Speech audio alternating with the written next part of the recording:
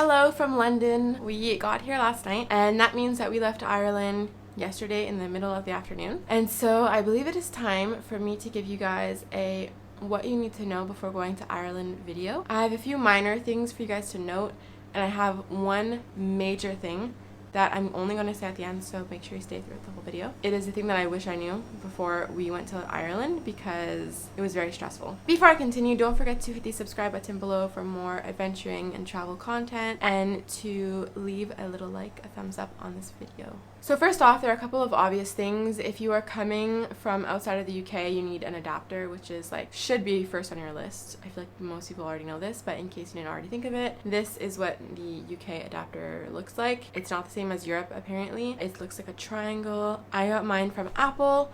It is extremely expensive there, but because we left it to so last minute, we weren't able to find any other ones. We weren't able to order any online, so we got the the world travel kit, I think it was called. And then, important to know, you can't just get that. You also have to get another adapter, kind of like this, like a power supply. So you have to end up getting two things. Really expensive. I mean, we needed it if we wanted to charge our phones. Although so far in the car alone, we were able to charge our phones the whole time, and we haven't used it that much. But now that we're in London, we don't have a car for the first few days, so it's been useful here. Although, once again, there are USB plugs beside our bed here.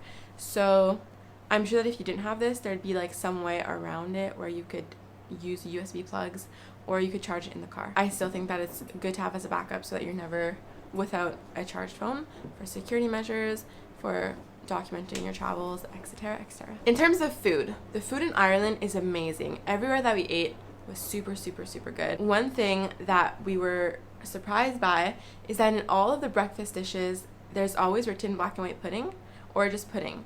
And we thought that this would be like a classic Canadian pudding, which is a sweet dessert, but it's not. In Ireland, black and white pudding is like these sausage type meats, and Jeremy had it. I didn't have it, obviously, and yeah, he gave it a try. He liked it, and when we asked what it was, what it was made of, it's actually just made of blood and yeast, like animal blood and yeast, and it's considered a superfood. Apparently, this is also a known thing in America that I didn't know about, but we were really surprised by it, and it was served in every classic breakfast. For them, it was 2 eggs, their meat, the beans, and black and white pudding. Yeah, that was just an interesting part to learn, or thing to learn once we were here. In terms of places to see, where to go, when we first landed, we went to Dublin, obviously, because the airport is in Dublin. However, I surprisingly wasn't that impressed with the little town. We didn't stay too long, we just had breakfast there.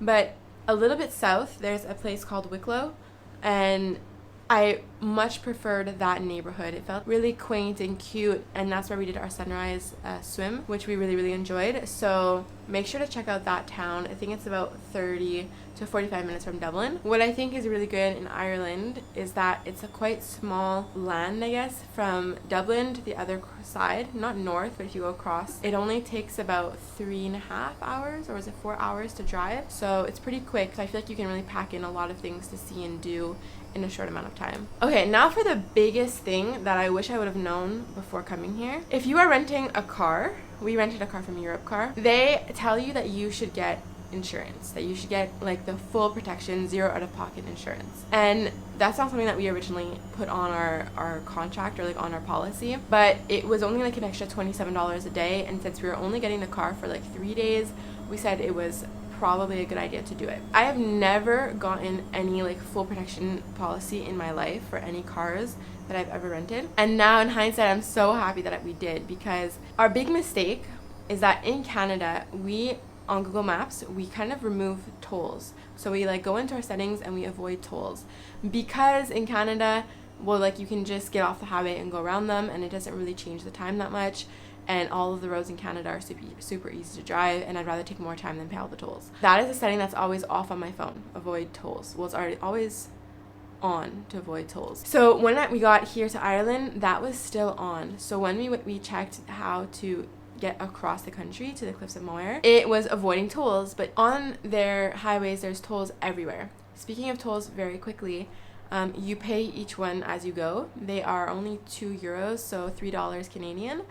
And there's one, the M50, that you have to pay at any shop as you're driving, any gas station. And you have, I think, 24 hours to pay it or something like that. I think you have to pay before the following night. Yeah, basically there's tolls on every highway. So if you press avoid tolls or you put on that setting in your Google Maps, you are destined in that case to take the back roads. And the back roads of Ireland are the tiniest roads I've ever seen. If you're from Quebec or Canada, you can think of a single lane one-way street.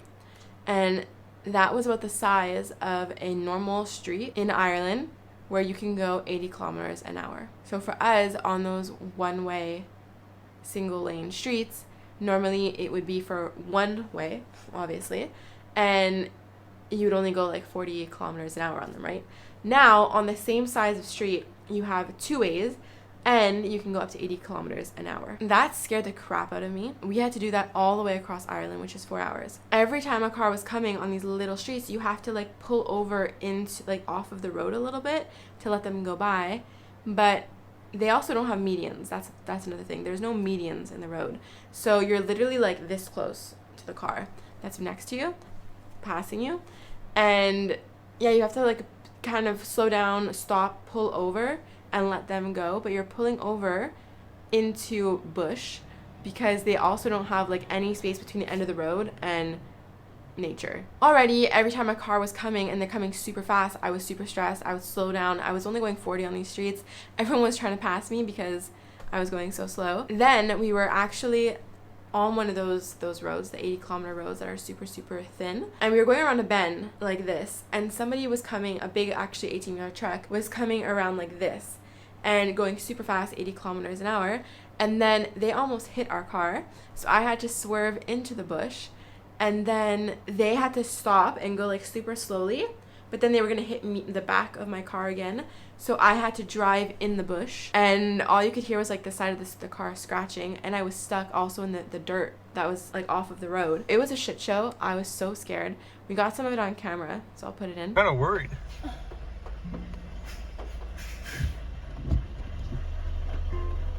Oh, fuck me. Oh my god, it's gonna hit. Yeah, go and stick to the wall, because this is grass. It's less damaging. Go. Keep going. I'm stuck. Keep going. But I'm stuck. Yeah, that was kind of our experience driving. Obviously, we scratched the car a bit, and I'm just really happy that we got the full coverage, the full protection plan. And if you're going to Ireland, I would highly, highly recommend it. It is very hard to drive there if you are not on the highways. Make sure that you take the tolls, that you go into your settings on Google and you're not avoiding them. It's really worth the maybe like $10 or $20 that you're gonna pay for the tolls. Another thing to get you used to is obviously the fact that you're driving on the right side of the car and the passengers on the left side of the car. That in itself I found was very difficult because you have a hard time gauging like how much space you have outside of the car. So you're constantly going more to the left, but you're actually like almost hitting the sidewalks if there's sidewalks, or you're going over the line. Thankfully, the car that we had the technology that told us whenever we were going over the line, it would beep, so I would like go back into the middle. Anybody who was driving a rental car in front of us, you would see them also going over the sidewalk and just like not understanding the space that was around their car. That is something that you have to get used to. What I would do is look into my side mirror, and as long as I could see the line and that I was close enough to the line, I just trusted that I wouldn't hit the person on the other side anymore. That seemed to give like good breathing room on each side. The last thing about the driving is the roundabouts. So in Ireland, there's almost no stop signs or lights. There are roundabouts sometimes every like minute. That is something that we don't really have in Quebec. I think in everywhere I've driven in Quebec, I've probably only seen 2. But here it's very, very common. So instead of stop signs, you'll go around roundabouts, even on highways. So you'll be going like 120 and then suddenly come down to 60 and then have to go in a roundabout. So just make sure that you're comfortable with those. And with those, of course, you're going to the left because you drive on the left side of the road instead of the right like you do obviously in America or Northern America, because I'm not American, I'm Canadian. I think that pretty much covers everything that I want to talk about things that you should know before going to Ireland, things that I wish I would have known. If you're here, kudos to you, because I didn't do any research, and if I would have probably known how hard it was to drive here. Hopefully that doesn't deter you, is that the word, from coming to Ireland, because it's so beautiful. The views are so nice, the weather's nice, the people are super, super friendly. But yeah, it's just a couple of little pointers so that when you get here you're not so overwhelmed. On that note, I will be out soon with a London video and a couple of other videos.